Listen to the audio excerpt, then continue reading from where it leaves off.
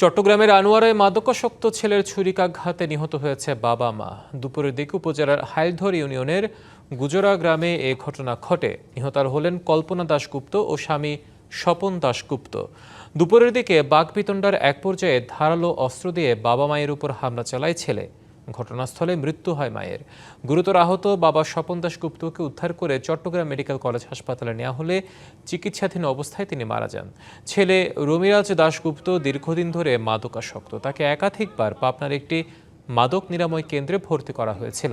সবশেষ প্রায় ৩ থেকে ৪ দিন আগে তিনি সেখানে বাড়ি ফিরে আসেন এবং ঘটনায় রমিরাজ দাসকে আটক করেছে পুলিশ। ৩০ বছর বয়স্ক ছেলে, তার নাম হচ্ছে রমিরাজ দাশগুপ্ত। সে তার বাবাকে এবং মাকে অতর্কিতভাবে আঘাত করছে কাঁচি দিয়ে, এরকম একটা নিউজ আমরা পেয়েছি এবং আসার পর আমরা প্রাথমিকভাবে তার মাকে মৃত অবস্থায় পাই এবং তার বাবাকে আমরা সাথে সাথে মেডিকেলে পাঠাই। আনোয়ারা মেডিকেলে নেওয়ার পর সেখানে ডাক্তার তাকে মৃত ঘোষণা করে। তাকে আমরা গ্রেপ্তার করতে সক্ষম হয়েছি।